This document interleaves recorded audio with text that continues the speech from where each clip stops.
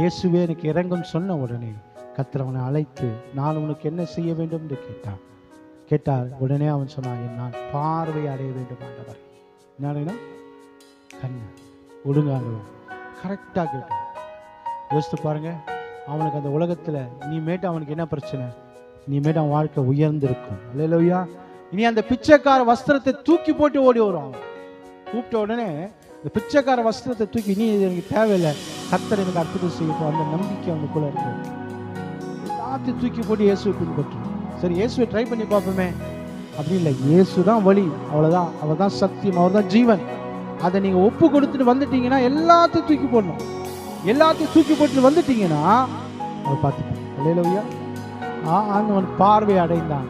அவனுக்குள்ள அவ்வளோ இருந்துச்சு. யோசித்து பாருங்க, அவன் சின்ன வயதுலேருந்து அவன் எதையுமே பார்த்ததில்லை, பிறவி குருடு. அவன் கண் திறந்த போது இந்த உலகத்தை பார்க்கல, உலகத்தை படைத்தவரை பார்க்கல. அல்லேலூயா.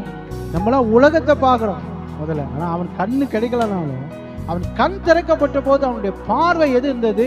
தன்னையும் இந்த உலகத்தையும் படைத்த சர்வ வல்லவரை முகமுகமாய் தரிசித்தான். அல்லேலூயா. நம்முடைய வாழ்க்கையில ஒரு நாள் அவரை சந்திக்க போகிறோம். அல்லேலூயா. நம்மை படைத்தவர், நம்மை உருவாக்கினவர், நம்மை நேசித்தவர், காணாமல் இது வரைக்கும் நம்ம லவ் பண்ண ஒருத்தர். அல்லேலூயா. நம்ம கூட தான் இருந்தார்.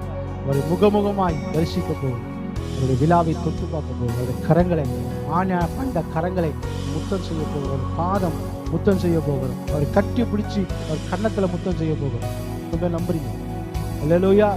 அவரோடு கூட நித்தியமாய் நம்ம எல்லாம் வாழ போகிறோம். அதுதான் ரொம்ப சந்தோஷம்.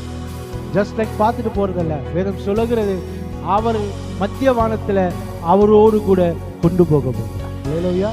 தன்னோடு கூட வைத்துக் கொள்ளும்படி கர்த்தர் வரப்போகிறோம். அல்லேலூயா. இயேசு வருகிற அந்த நாட்கள், இயேசு வரப்போகிற அந்த நாட்களுக்காக தான் நம்ம வாழ்ந்து கொண்டிருக்கிறோம். அல்லேலூயா. அந்த நாள் வரும்பொழுது எவ்வளோ பெரிய சந்தோஷம். பத்திமேற்கு செஞ்ச அந்த அர்த்தம் உங்கள் வாழ்க்கையை கர்த்தர் செய்ய விரும்புகிறார்.